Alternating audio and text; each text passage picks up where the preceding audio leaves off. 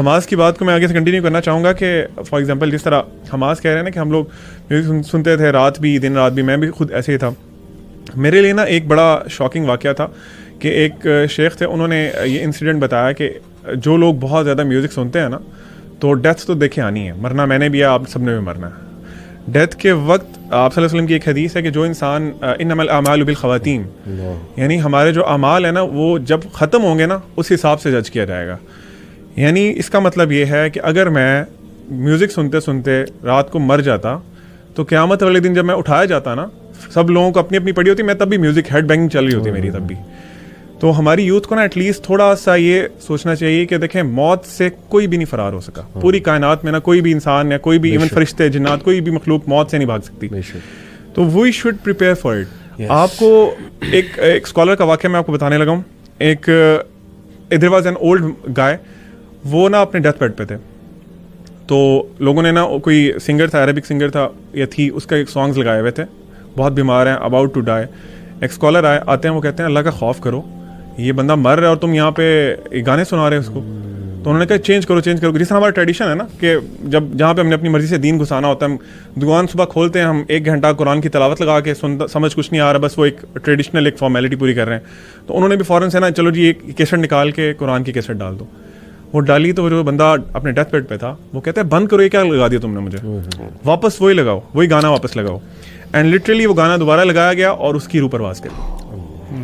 तो आप मतलब मुझे समझ नहीं आती, यूथ ये एंड चाहते हैं हम लोग। और जस्ट टू ऐड, एक ऑस्ट्रेलियन शेख है, आई थिंक शेख खालिद यासीन ने कोट किया था, not sure but anyway he coated के डॉक्टर्स से उनकी मुलाकात हुई है और डॉक्टर्स ने बताया कि we have seen patients, Muslim doctors ने, जिनके आखिरी कलमात गाने के लिरिक्स होते। एक्सीडेंट हुआ, गाड़ी का एक्सीडेंट हुआ, वहाँ पर आ गए hospital, maybe they were listening to music.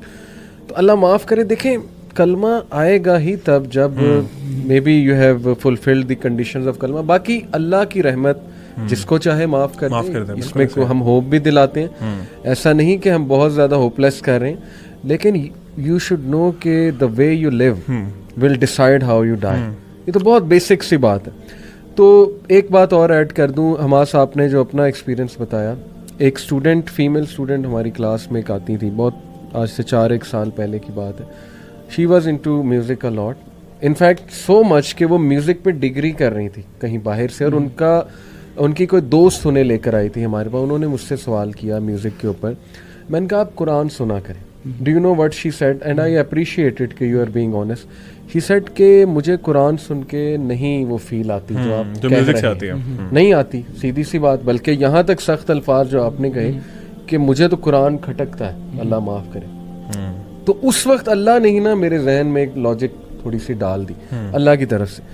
मैंने कहा कि इट्स ओके, बिकॉज जब आप बीमार हो ना, टाइफॉइड हो, तो ज़बान का टेस्ट लॉस्ट हो जाता है। तो आपको ना पेस्ट्री अच्छी लगेगी, ना केक अच्छी लगेगी, वो चीज़ अच्छी नहीं लगेगी आपको, क्योंकि अभी वो टेस्ट नहीं बना। बिल्कुल। जब बीमारी दूर होगी दवाई से थोड़ी, तो इंशाल्लाह you will start loving all the food.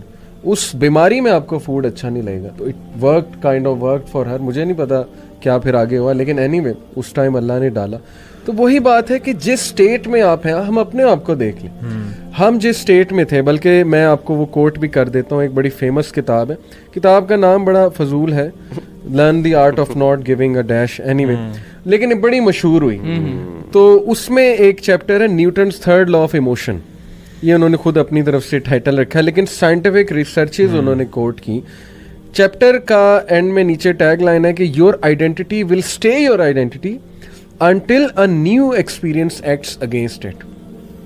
जब तक आप उस जोन में है ना, और आपने कोई और नई चीज एक्सपीरियंस नहीं की, आप उसी को डिफेंड किए जाएंगे। आपके लिए वही दुनिया। नहीं ये हम भी यही कहते थे, तबलीगी जमात आती थी, नहीं जी ये तो म्यूजिक हराम कहते थे। लो जी, इन्हें क्या पता, इन्होंने तो सुना ही नहीं कभी, इनको क्या पता मेटल क्या एनर्जी देता है, क्या ड्राइव देता है। तो ये रिसर्चेज यही है कि आप कम से कम एक्सपीरियंस तो करो जी।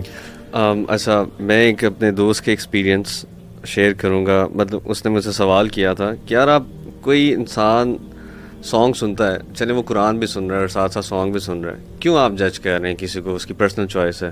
कोई डांस करना चाहता है, वो नमाजें पूरी कर रहा है, आप क्यों उसको जज कर रहे हैं? हो सकता है उसके दिल में आपसे बेहतर ईमान हो। सही।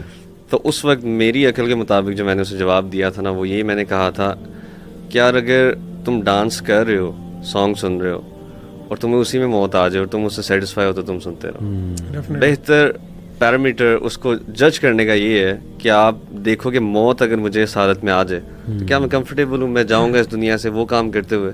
उसके बाद वलीद भाई इसके अलावा ना मैं एक स्कॉलर को सुन रहा था, उन्होंने एग्जांपल दी। उन्होंने कहा कि देखें आप जिस तरह आपने बताया कि वो डांस कर रहे हैं, आप किसी भी गुनाह में इन्वॉल्व हैं, अल्लाह के नबी सल्लल्लाहु अलैहि वसल्लम आ जाते हैं। इमेजिन करें, थिंक फॉर अ मोमेंट, तो क्या आप उनको शो कर सकते हैं कि आप जो कर रहे थे?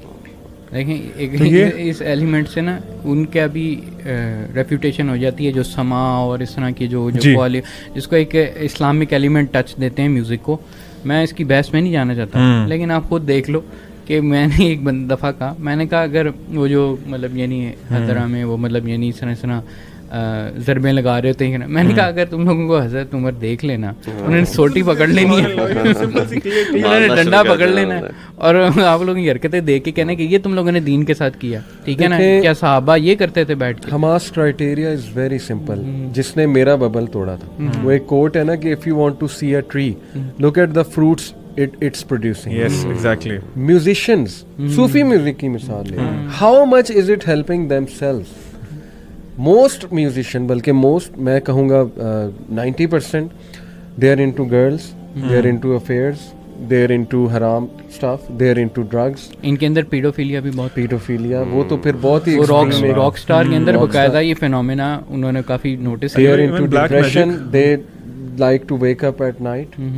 हर उल्टा काम उसमें इन्वॉल्व है। मुझे खुद एक म्यूजिशियन, बहुत मशहूर म्यूजिशियन, उन्होंने छोड़ा था म्यूज़िक, फिर दोबारा चले गए, एनीवे नाम नहीं लूँगा, उन्होंने खुद मुझे बताया था, मैं उनके साथ बैठा हुआ था, उन्होंने कहा यार what hit me was that कि सारा काम रात को होता है और हमें अजीब सी फीलिंग आती थी, जैमिंग भी रात को हो रही है, मतलब लिरिक्स रात को डिसेंड हो रहे हैं, ये उनके अल्फाज थे बकायदा। मैं बकायदा ना वो एक बैंड था, मैं उसका नाम नहीं लूँगा, उनके लिरिसिस्ट कहते थे कि मुझे नहीं पता कि मेरे ऊपर क्या तारी हो जाता था, और मतलब यानी जब मैं होल्ड करता था ना तो इस तरह करके वो लिरिक्स आते थे कि मैं I am not the author of those lyrics, ठीक है ना, और वो लिटरली शैतान का एलिमेंट होता था।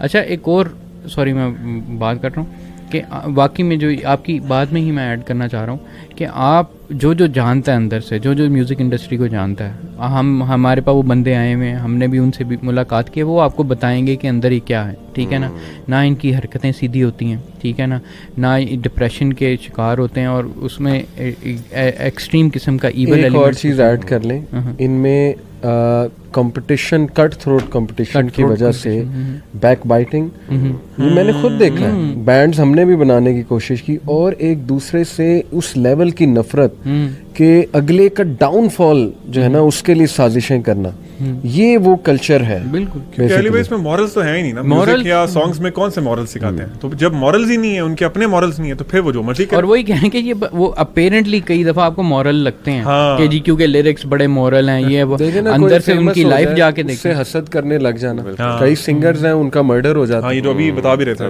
वी डोंट नो, मर्डर के पीछे मे बी हसद की एक वो रीजन है पूरी।